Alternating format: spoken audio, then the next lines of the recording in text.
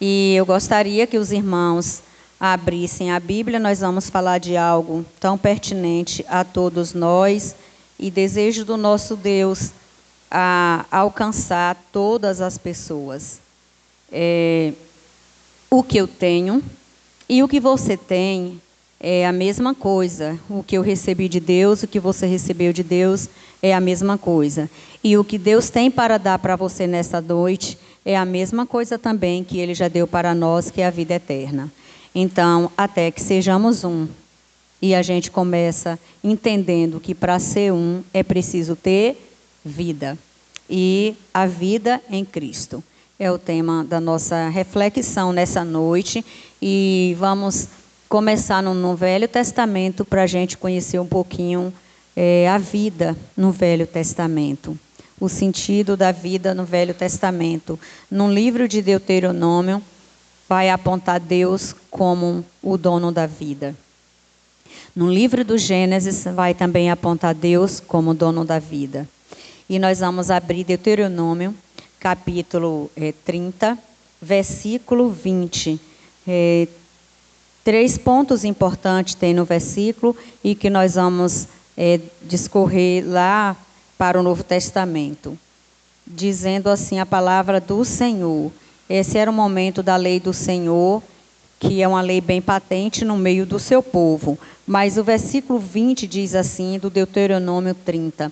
Amando ao Senhor teu Deus, dando ouvidos à sua voz e te chegando a Ele, pois Ele é a tua vida e a longura dos teus dias. Só até aqui. Vou ler novamente.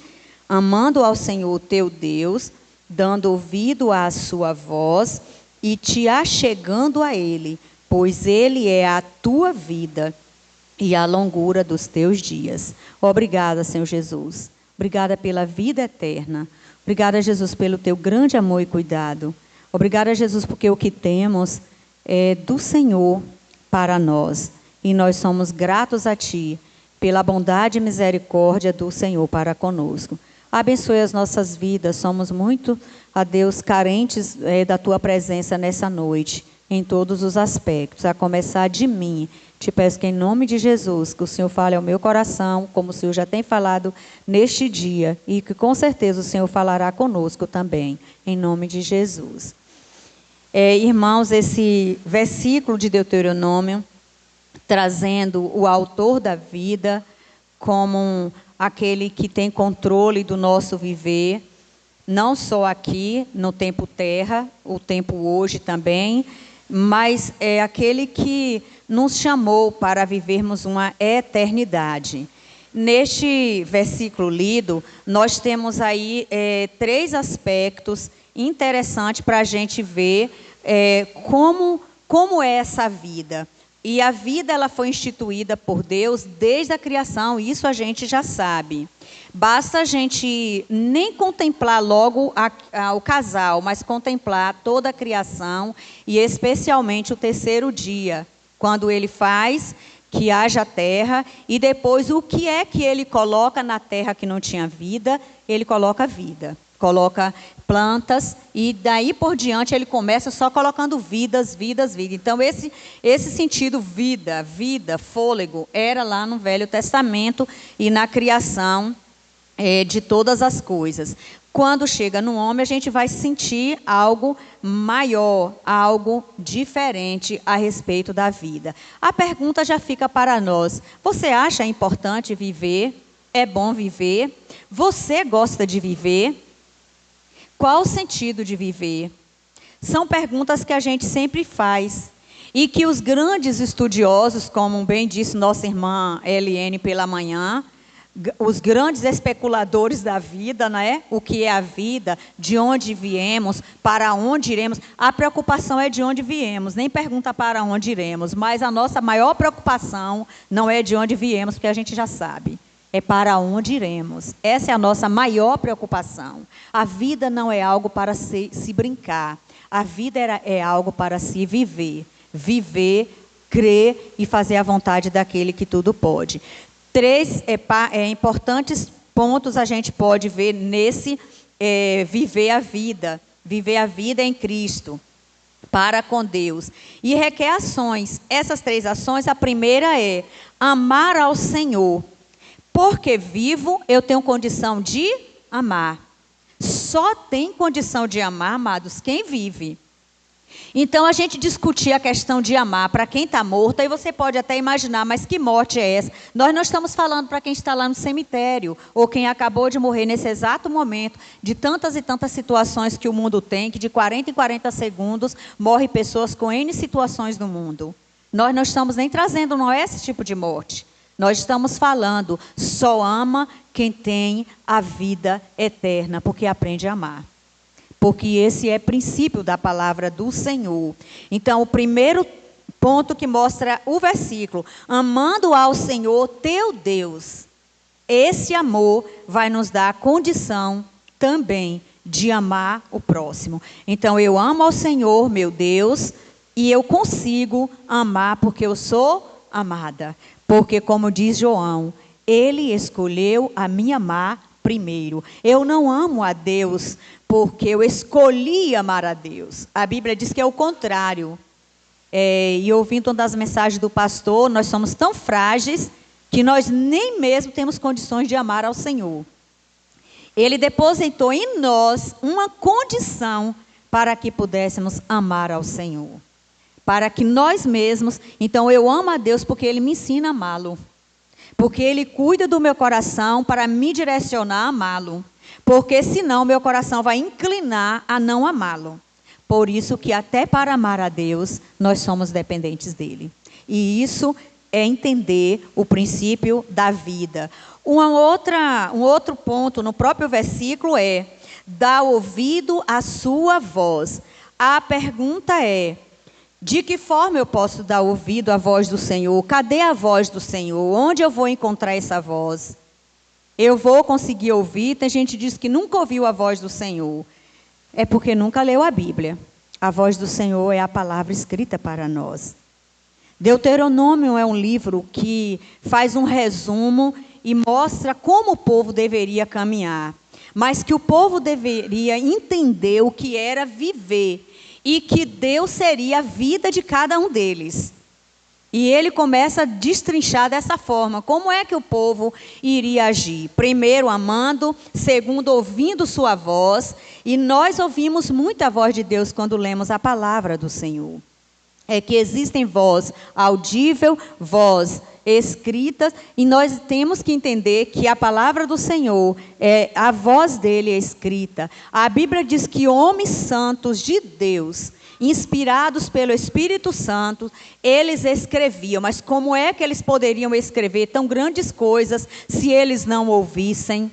Então, no íntimo do coração desses homens, eles começaram a redigir tudo aquilo que eu e você precisaríamos para conhecer o Deus Todo-Poderoso. E hoje nós temos essa liberdade, por isso que o povo sempre é convocado a dar ouvido à voz do Senhor. As pessoas vivem dando ouvido a muitas vozes, até acreditando que foi Deus quem falou.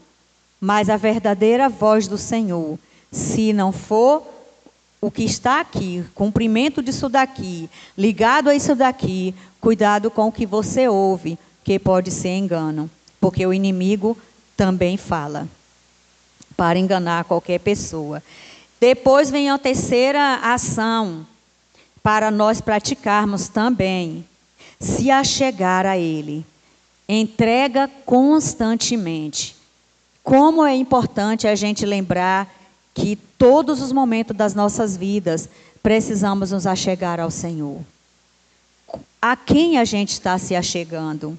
Às vezes a gente passa o dia todo. A gente se achega às pessoas, elas se achegam a nós. Às vezes ela sai e a gente não consegue falar nada, nem sequer testemunhar. Mas o Senhor quer que venhamos todos os dias procurarmos, encontrar, ou seja, nos achegar a Ele. Estar diante dEle. Sentir-se atraído pela presença do Senhor. Em todos os momentos a gente sentir a presença do Senhor. Isso é se achegar a Ele.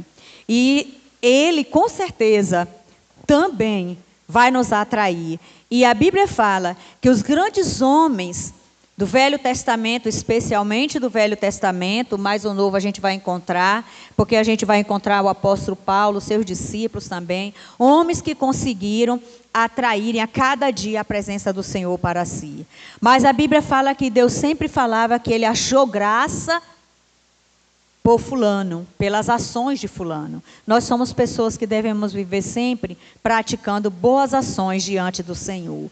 E também, no mesmo versículo, vai dizer que a gente deve entender que a nossa vida, essa que a gente tanto fala, minha vida, isso é uma coisa tão egoísta quando a gente fala, não é? Minha vida, nossa vida pertence ao Senhor. E todos os dias a gente precisa agradecer e valorizar a nossa vida. Vários são os pensamentos, versículos, quando você busca sobre o que é o viver em Cristo, você vai encontrar em várias passagens. E a primeira que a gente nunca vai esquecer é o Gênesis 2:9, porque fala que, e o Senhor fez brotar da terra todo fruto ou a árvore agradável à vista e boa para a comida, e a árvore da vida no meio do jardim. Veja que nesse primeiro versículo a gente vai fazer uma ponte com o versículo de lá do livro de Apocalipse, porque o livro do Gênesis 2:9 vai dizer que o Senhor fez brotar da terra. Brotar da terra. A terra não tinha vida, mas o Senhor fez a terra brotar vida. É por isso que a gente fala e lembra do texto do Vale dos Ossos Secos, onde não tem vida, Deus pode suscitar vida. Aquele que está morto pode ressurgir a qualquer momento. E eu não estou dizendo aquele que está morto, enterrado lá no cemitério, não. Eu estou dizendo o homem hoje, o homem sem Cristo está morto, mas ele pode ressurgir. Porque enquanto há esse fôlego que nós chamamos vida, esse fôlego do respirar, há uma chance de transformação. Porque a Bíblia que está dizendo bem claro, Deus fez brotar da terra algo que não tinha possibilidades, porque ainda nem chuva tinha. Então não tinha brotos, mas Deus fez brotar dessa terra a árvore, e essa árvore que era agradável e à vista, e boa para a comida, e a árvore da vida que ficava no meio do jardim. Mas olha o que diz o livro de Apocalipse 2, capítulo 7, que vai fazer uma ponte exatamente, maravilhosamente. A palavra de Deus, ela é ligada. Uma palavra é explicada em outros livros. E no livro de Apocalipse diz, ao que vencer, dar-lhe-ei a comer da árvore. No versículo anterior, diz que a árvore que foi brotada, tanto a árvore que era agradável à vista, para se comer, como a árvore da vida que estava no meio do jardim, ela também serviria para comer. No livro de Apocalipse já vai dizer, ao que vencer, dar-lhe-ei a comer da árvore da vida, que está no meio do paraíso de Deus. Essa é uma linguagem corrigida, que está no meio do paraíso de Deus.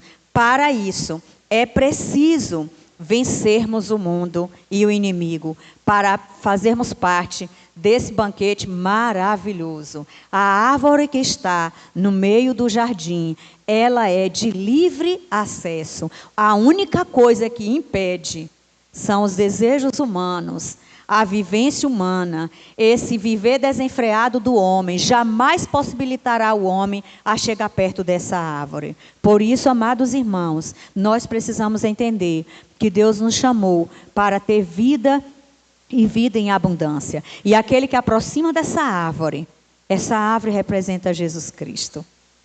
Aquele que apresenta-se diante dessa árvore sempre vai viver essa vida em abundância. Não é essa vida, fôlego que respira, mas é a vida eterna em Cristo Jesus.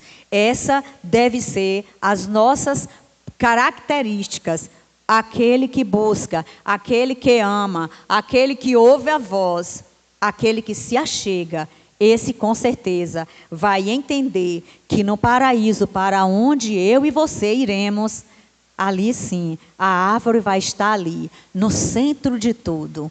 O meio simboliza centro de tudo. Se Jesus aqui na terra não é o centro da nossa vida, a árvore está um pouco distante de nós. E a árvore é Ele. Aqui na terra, essa árvore precisa estar no centro das nossas vidas. Se está, você todos os dias experimenta dela. Nossos desejos, nossas aptidões, nossos apetites desenfreados pelas coisas que aqui ficam, não nos aproximarão da árvore da vida. Mas a árvore da vida, o que rega essa árvore, é exatamente um coração quebrantado, como diz a palavra. A Bíblia diz que o Senhor nunca desprezará um coração quebrantado. Diante da árvore da vida, não será o bastante vê-la apenas, mas nos achegarmos e comê-la dela. Alimentar, é assim que a gente faz, não é? Alimentar. E a gente usa esse termo até quando a gente vai cear ao Senhor. A gente usa elementos que simbolizam a vida de Cristo em nós. Por isso que só aquele que está ligado de fato a esta árvore deve participar. Então, nesse momento, a gente entende que saber que existe uma árvore, saber que também tem uma vida, eu tenho uma vida, não é suficiente. Não é o bastante, mas só é o bastante quando nós caminhamos em amor com Ele, ouvimos a sua voz por intermédio de sua palavra e nos achegamos a Ele a cada dia. A escolha também, para isso, ela já foi organizada. Então, o que é que eu devo fazer para me achegar diante do Senhor, para tocar em algo tão precioso que é essa árvore? Até isso Deus fez por nós. A Bíblia diz que o Senhor já deixou um manual, no próprio livro do Deuteronômio também, deixou um manual pronto, de que nós precisaríamos fazer escolhas para vivermos esse mundo. Então as pessoas, elas têm liberdade. Existem pessoas que vão falar que elas nunca vão querer saber de Cristo. E não é desculpa, não é igreja, não é crente, não é A, não é B, mas é Jesus. Nós anunciamos Jesus, mas a Bíblia fala que o homem tem suas escolhas, e nem foi ele mesmo que traçou as escolhas. Todos nós sabemos que quem traçou as escolhas para o próprio homem foi o próprio Deus. Ele diz no livro de Deuteronômio, capítulo 30, versículo 15: Vês aqui hoje, te tenho proposto a vida e o bem, a morte e o mal. Então, o viver dissolutamente é o mal. Então, quem está vivendo dissolutamente, está vivendo o quê? Mal. E quem vive mal, escolheu o quê? A morte. Isso é fato. Isso é real. Isso é muito mais real do que a lei, não é? A lei áurea, onde diz, a lei é real. É muito mais real. A palavra do Senhor é viva. E quando eu escolho o que é vida, eu vou viver o bem. E quem vive o bem, logicamente escolheu a vida. Por isso que a Bíblia diz que hoje, vês aqui, hoje te tenho proposto a vida e o bem, a morte e o mal. Que possamos viver, de fato, a vida a cada dia, porque afinal de contas, essa proposta feita, organizada lá no Velho Testamento, acha que ela foi banida? O Evangelho da Graça tirou isso? Será que o Evangelho da Graça tirou a escolha do homem? Não, meus irmãos, não. Esse versículo de Deuteronômio, ele é real hoje. Continuamos tendo a oportunidade de escolher entre o bem e o mal, entre a vida e a morte. Continuaremos até Cristo voltar. Pessoas ainda vão dar aquela meia volta e vão ainda se achegar e voltar para escolher o bem, escolher a vida. Esse versículo continua, porque Jesus não nos chamou para sermos robôs, mas nos chamou com livre-arbítrio de escolha. Quão bom seria se todas as nossas famílias pudessem escolher o bem, escolher a vida. Amar a Deus, ouvir sua voz, se achegar a Ele, é uma questão de escolha. E só ocorrerá com essas características se escolhermos de fato a vida. Ninguém escolhendo o mal vai poder amar a Deus. Jamais. O mal é contraditório a Deus. Ninguém escolhendo o mal vai poder ouvir a voz de Deus, porque os seus ouvidos estarão abertos, a Bíblia diz, de comichões ainda, que não tem condição de guardar a palavra do Senhor. Até poderá ouvir em momentos de alguém falando, mas o coração não vai deixar ouvir e nem entender. E se achegarmos a Ele também, com certeza, conseguiremos entender que estamos guiados pela vida de Cristo. Fica também a pergunta: pode alguém salvar por si mesmo sua vida? Já que nós temos vida e todos nós andamos falando por aí que temos vida. Ai, a vida é minha, faço o que eu bem quero. Não é assim quando as pessoas são tão rebeldes com pai, com mãe, com pessoas. A vida é minha, eu faço o que eu quero. E sai aí fazendo dissolutamente tudo. Mas será que essa pessoa pode controlar quando a morte chegar? Porque quem faz isso já está sendo guiado pela morte. Então nós precisamos entender que nenhum de nós temos a capacidade. Lembra do texto que diz: pode alguém ser maior do que o Criador? Porque aquele que deu a vida tem poder para tirar. Então a gente sabe. E que contexto ele está dizendo isso? Aquele que soprou nas narinas é o mesmo que pode tirar. Afinal de contas, nem o fôlego que você e eu temos é nosso.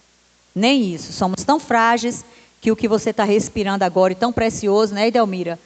Quando você ficou quase nas últimas ali de Covid, né? Sem conseguir respirar nada. E ali você viu como é importante isso que você está tendo aqui. Esse fôlego, como é importante, todos quanto passaram, aquele senhor de 90 e tantos anos, ele pôde dizer isso, tinha dinheiro para tudo, mas não podia comprar o que estava ali faltando, ele estava ali numa UTI, ele não podia comprar o fôlego, com tanto dinheiro que tinha, e Deus deu de graça. Deus é lindo, perfeito e bom, e a vida pertence a Ele. Jesus, ele ensinou isso de uma forma contraditória. Olha o que Jesus disse. Que a pergunta que eu deixei foi: pode alguém salvar por si mesmo sua vida? Jesus vai dizer: porque qualquer que quiser salvar a sua vida, perdê-la-á. É Lucas 9:24. Qualquer que quiser salvar a sua vida, perdê-la-á. É um pouco contraditório, não é? Eu quero cuidar da minha vida e o Senhor está falando que eu preciso perder para que eu salve. Se de fato eu estou querendo salvar e acho que eu vou salvar a minha vida, Ele está dizendo que eu preciso perder a minha vida para que eu possa ser salva. E o que seria isso para nós? Que Ele disse ainda assim: mas qualquer, a sequência do versículo, qualquer que por amor de mim perder sua vida, a sua vida salvará. Isso quer dizer o quê, amados? Renúncia. Renúncia. Nós precisamos renunciar essas conversas de acharmos que estamos cheios de vida, somos donos dela. Nada, nada nós temos controle. Tudo vem do Senhor. Uma outra pergunta: onde está ou deve estar a sua vida? Onde está ou deve estar a sua vida? Colossenses 3:3, e aí nós vamos ler esse versículo. Onde está ou deve estar a nossa vida? Acho que essa versão é a corrigida, não é, Beca? Diz assim: porque... Colossenses 3:3. Porque já estáis mortos, e a vossa vida está escondida com Cristo em Deus. Onde está a sua vida? Onde está a minha vida? Primeiro, está dizendo que nós já estamos mortos. Mortos para o mundo, mortos para o pecado, mortos para os desejos. Porque muitas vezes os desejos vêm e a gente diz, não, não posso, eu sou viva em Cristo Jesus. A gente não pode ficar repetindo, eu sou morta, eu sou morta. Eu sou viva, porque nós morremos e ressuscitamos em Cristo Jesus. Porque está dizendo ali, porque já estáis mortos para todas as coisas do mundo. E a vossa vida... E aí responde, a vossa vida está escondida com Cristo em Deus. Como somos tão bem guardadinhos, né? Como é bom, não é, gente? Sabermos que somos e estamos tão bem guardadinhos, porque já estáis mortos, mas agora a gente já está muito vivo e com a vida guardada. Aleluia! Deus em todo o tempo nos ama e cuida de nós. Mais uma vez, precisamos entender que o propósito de Deus para quem recebeu a vida e quem quer receber é exatamente isto: viver uma vida de renúncia, amando a Ele sobre todas as coisas, ouvindo a sua palavra e a sua voz mediante sua palavra e se achegando a Ele. E todos os dias que se chama hoje. O crente não vive o amanhã e ninguém, a humanidade nenhuma, por mais estudos que se tenha, ninguém pode transportar-se de um dia para outro. Por isso que a Bíblia nos prepara a sabermos viver o hoje. Porque o hoje para nós, a cada período que passa, a gente vê que durante o dia a gente já encontra a noite, que já é futuro, ainda é futuro, esse é o hoje, o agora, e o que foi cedo já foi passado. Então, no próprio dia, chamado hoje, nós vivemos todos os 3 tempos, e a gente sempre fica na espera, que é o amanhã. Por isso que nós precisamos nos achegar ao Senhor. E por quê? Porque a vida que vivemos hoje, agora, que é a vida terra, ela é passageira. Tiago 4,14 vai dizer que é um vapor. E ele diz assim: digo-vos que não sabeis o que acontecerá amanhã, porque que é a vossa vida? É um vapor que aparece por um pouco. Um pouco, e eu coloquei 1, 2, 3, 20, 90, e tem uns aí até com 100 e poucos anos, em terra, o ano chamado anos térreos, e depois se esvanece. E quantos já se foram, né? Quantos já se foram? Quantos já se esvaneceram? O tempo hoje continua para mim e para você. O que eu posso mudar hoje, eu não posso deixar para amanhã, porque o nosso tempo é hoje, é agora. Então, viver com Cristo é lembrar de que nós somos apenas um vapor. Mas que vapor é esse? Aquele mesmo que soprou e a gente nem consegue pegar, a gente só respira. Mas é tão interessante que, no piscar de olhos, esse fôlego desaparece e você percebe pelo corpo, não é? Se o fôlego está, o corpo permanece normal. Mesmo que esteja enfermo, mesmo que esteja entubado, mesmo que esteja, mas se tem fôlego, o corpo está. Mas saiu o fôlego, a Bíblia fala que é um sopro. O Tiago diz que é apenas um vapor que aparece por um pouco. E é esse pouco que a gente precisa entender. Que pouco é esse? O meu pouco é meus 50 e todos, dos outros, né? Eu sei os 20 todos e por aí vai. Então a gente sabe que é pouco tempo para a gente desperdiçar tanto com coisas que não agradam ao Senhor. Refletindo também sobre essas passagens bíblicas em que entendemos a importância não só de viver a vida, mas também com quem estamos de fato vivendo a vida. Então, quando eu reflito sobre a vida, eu tenho que ter muito cuidado, irmãos. Éramos para que nós, todos os dias, agradecêssemos mais a Deus. A vida que você vive não é sua, é de Deus. E a vida que você vive também não está aí, como muitos colocam a vida à mercê de tudo no mundo. coloca a vida em bares, coloca a vida em orgias, coloca a vida em todas as coisas. Mas a Bíblia diz que a vida, a sua vida, a minha vida está guardada no Senhor. E que maravilha, né? Que coisa maravilhosa. Tem um paraíso com uma árvore esperando que venhamos a estar perto. Ela é o centro. E você e eu somos convocados a sempre viver uma vida que agrada ao Senhor. E sempre valorizarmos aquilo que Deus tem de melhor para nós. A vida, ela pertence a Deus. E o sentido da vida já temos pela dolorosa entrega dele. Alguém soprou lá no Velho Testamento, nas narinas de Adão. Adão não foi um homem fiel a Deus. Adão encheu-se de vida, né, para fazer o que quer. Encheu-se de vida para escolher o que ele queria. A primeira coisa, lá no Velho Testamento, o projeto que ele disse que já estava diante do homem, a escolha já estava ali. Adão escolheu e errou. E daí a gente continuou. O mundo continuou. E Deus fazia de todas as formas para que o homem entendesse o que é a vida. Entendesse que a vida está em Deus. Está com Deus. Então, o homem passou a viver de qualquer forma e continua vivendo de qualquer forma. Mas a gente precisa entender. A vida, ela foi paga um alto preço para ser conquistada. Para passar para nós a vida eterna, a vida que nos leva deste mundo para o outro, a eternidade, ela custou muito, foi preço de sangue. E nós precisamos nos entregar mais então ao Senhor.